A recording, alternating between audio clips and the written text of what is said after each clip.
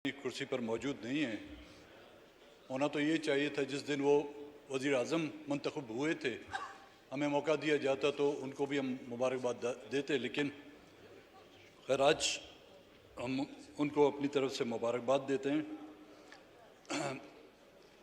General speaker साहब, जब मियां साहब की नॉमिनेशन पेपर साइन हो रहे थे, जब मेरे पास उनके नॉमिनेशन पेपर लाए गए तो अज़ाए मजाक मैंने उनसे कुछ कहा था कि मियां साहब, जब आप इस कुर्सी पे बैठेंगे उस वक्त तो अपोजिशन की कुर्सी पे बैठेंगे, तो अपोजिशन की कुर्सी हमारे लिए खाली रखना। लगता है वो बात अब सही नज़र आ रही है, क्योंकि जो पीटीआई के जो लोग थे वो तो इस्तीफे दिए हैं न दिए हैं अभी तक पता नहीं है, वो भी शायद उस बैरूनी साजिश के उस लिफाफे में अभी तक गुम हैं, वो पता नहीं कब किसके हाथ चढ़े।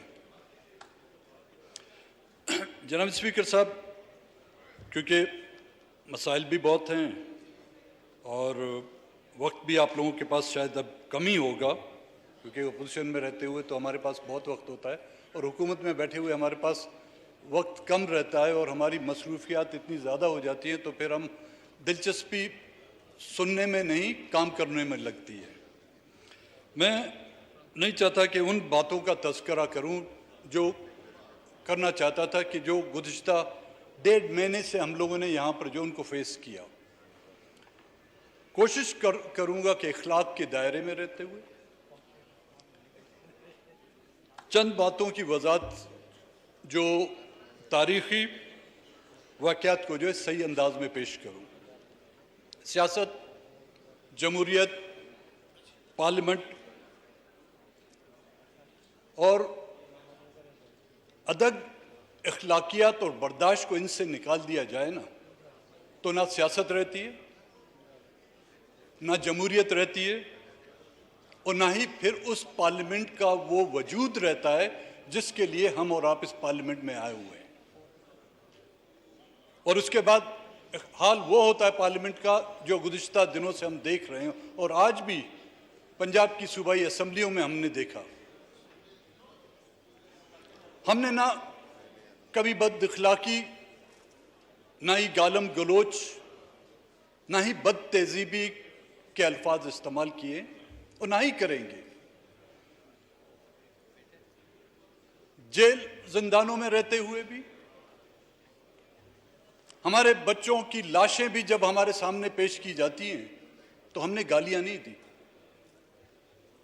हमारे घरों के घर उजाड़ दिए जाते हैं तो हमने दुश्मन का मुकाबला किया, हमने उसको गालियां नहीं दी। हमारी माओ बहनों की इज्जत पर भी किसी ने अगर हाथ रख डाला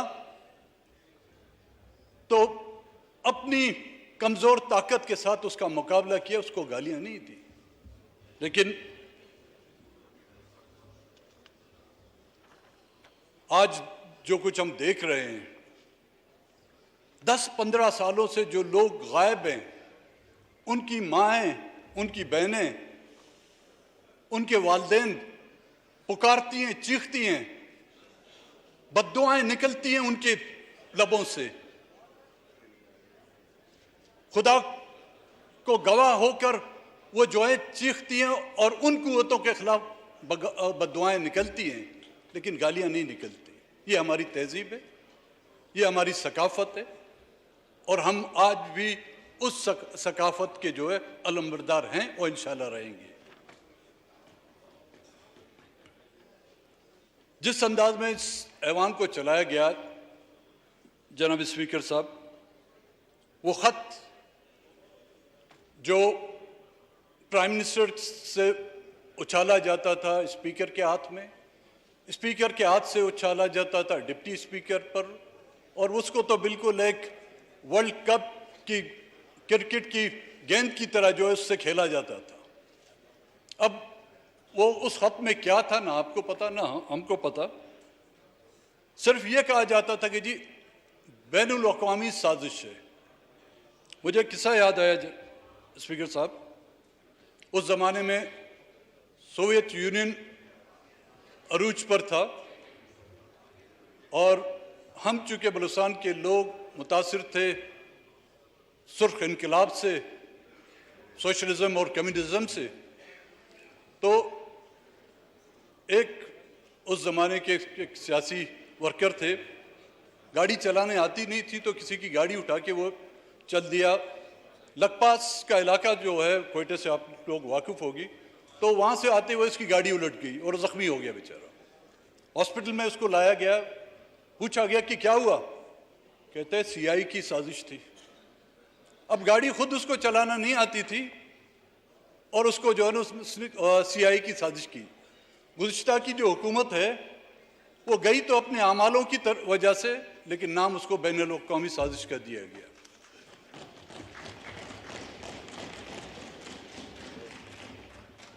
जनाब स्पीकर साहब, कहना मैं नहीं चाहता था क्योंकि मेरे ख्याल में सीट मुझे याद, यहाँ पर बैठे हुए वो शख्स थे वज़ीर फ़ॉरेन अफेयर शाह महमूद कुरैशी साहब। उसने मेरी तरफ भी इशारा किया, हम तमाम लोगों की तरफ इशारा करते।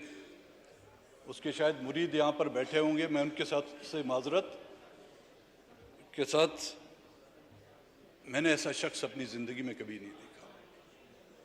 पता नहीं आप पीपल्स पार्टी वालों ने इसको किस तरह बर्दाश्त किया होगा। उसके लिए अगर आइंदा आने वाले दिनों में तमगा इम्तियाज़ देना हो तो वो आपकी पार्टी को देना पड़ेगा। उसने बहुत से किस्से किए। जनरल स्पीकर साहब, उसके किस्सा की इब्तिदा मैं इस मुआहदे के साथ करता हूँ जिसमें उसके दस्तखत हैं, जो 8 अगस्त 1918 को उसने किए थे। ये उसके दस्तखत और यही कलम 2018 से। मैंने ना ये कलम गुमाया है ना इस एग्रीमेंट की जो है कॉपी। 2 एग्रीमेंट है जी, इसमें जहांगीर तरीन, शाह महमूद कुरैशी, यार मोहम्मद रिंद के दस्तखत हैं। दूसरा मुआहदा उन्होंने हमसे सितंबर में किया जब सदारती इलेक्शन हो रहे थे। उसमें दस्तखत हैं जी हमारे सदर पाकिस्तान के और वज़ीर दिफा साहब खटक साहब के। अब उन्होंने हमें ताने देख देख कर कहा कि जी आप वहाँ पर बैठे हैं, हम यहाँ पर बैठे हुए थे, इन कुर्सियों पर बैठे हुए थे। इन कुर्सियों से हमें वहाँ पर धकेलने वाला कौन था? जिस उनको ज़रूरत थी, शाह महमूद कुरैशी साहब जो है कोयटे तक पहुँच जाते थे। जब उनकी ज़रूरत हुई, यहाँ सामने से गुजरते हुए भी कभी उसने गर्दन ऐसे मोड़कर हमारी तरफ नहीं देखा। हम इक़्तिदार के प्यासे नहीं, हम इक़्तिदार के चाहने वाले हैं। 5 साल उसकी हुकूमत को हमें ऑफरें की गई वजारतों की, हमने वो कबूल नहीं की। हमने अपने असूलों पर डटे रहे। लेकिन वो साहब थे जो 2 मरतबा फॉरेन मिनिस्टर रह चुके हैं, अब तीसरी मरतबा भी ख्वाहिश होगी, खलिश होगी उसके दिल में। तो प्राइम मिनिस्टर साहब बैठे नहीं हैं, उनको मैं करूँगा एक छोटी सी ऑफर करके देख लें, शायद वो तीसरी मरतबा भी साबिका बनना चाहते हैं।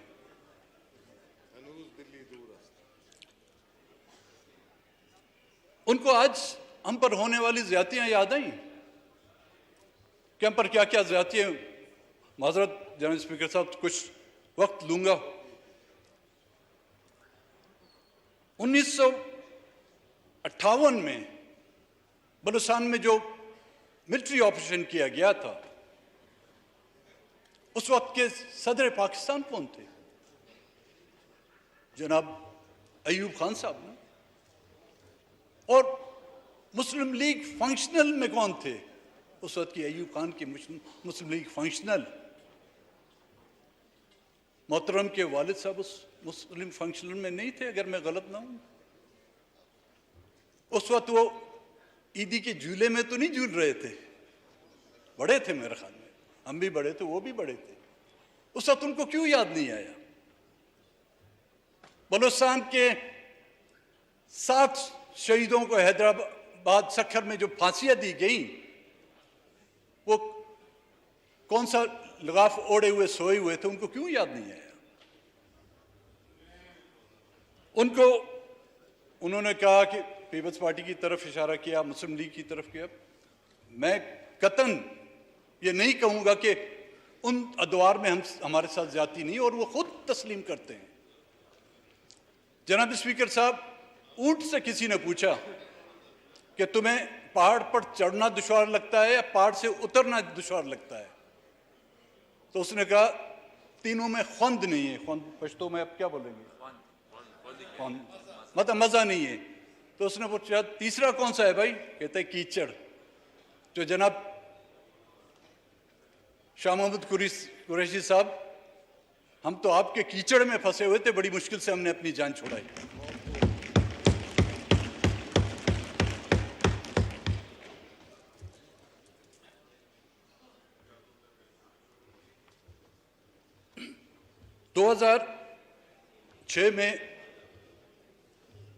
अगस्त 2006 में नवाब बुख्ती का कत्ल किया जाता है, उनको शहीद किया जाता है। हमारा एक मेंबर कौमी असम्बली का मेंबर था, 2 हमारे सूबाई असम्बली के मेंबर थे।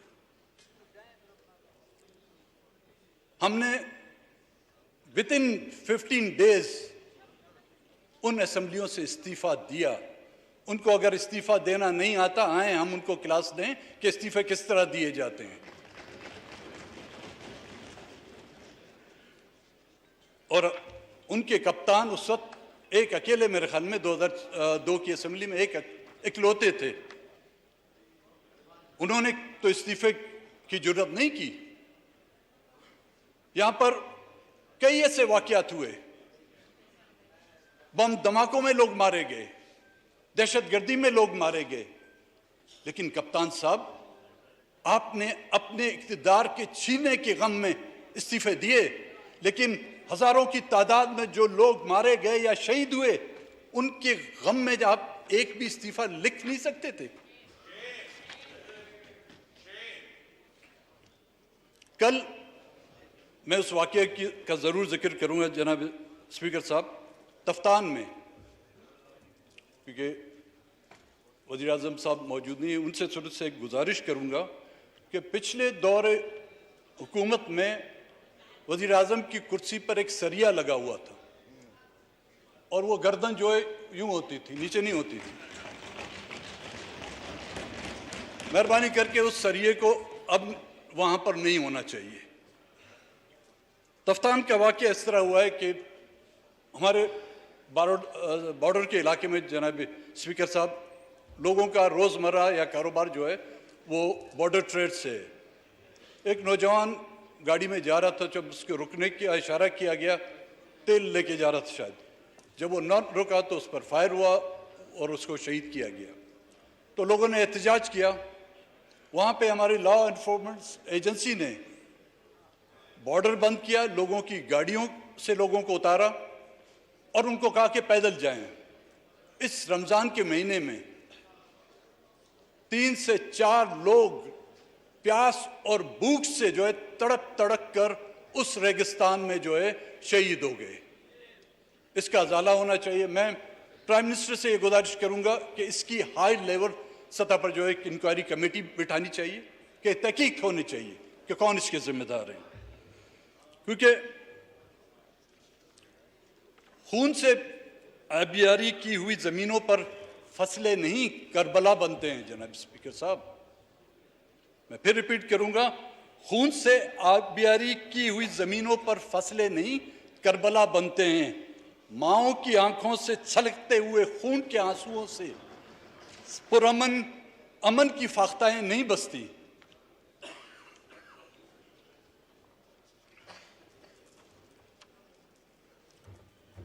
अब ये पता नहीं साबिका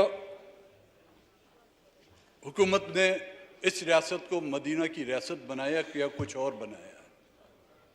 यही कुछ होता है मदीना की रियासत में कि एक डिप्टी स्पीकर की डाइस चेयर पर बैठकर आप उसको जो जदकोब करें, ऐवान का तकद्दुस पामाल करें, यहाँ पर जो कुछ हुआ क्या मदीना की रियासतों में ऐसा होता है?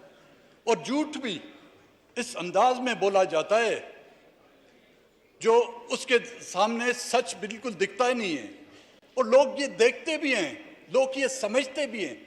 एक तो होता है झूठ जी, एक झूठ के साथ साथ उसकी परछाइयां भी घूमती हैं। ये इस तरह के झूठ बोलते हैं, वो मदीना की रियासत में नहीं हो सकते।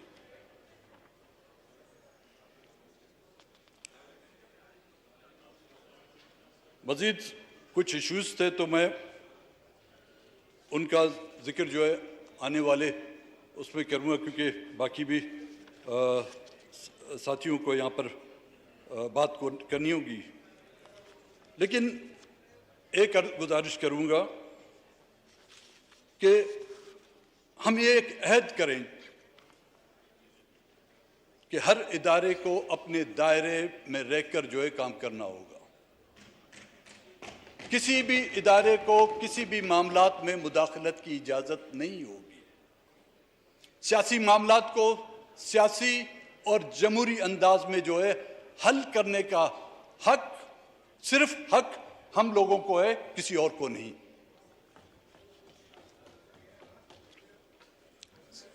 इदारों की सियासी मामलात में मुदाखलत 0/0 होनी चाहिए। सियासी सूझबूझ से नावाकिफ लोगों को फैज़याब करने का दौर जो है ख़त्म होना चाहिए। गेट नंबर 4 के झूलों में परवरिश पाने वालों की सियासी भर्तियां बंद होनी चाहिए।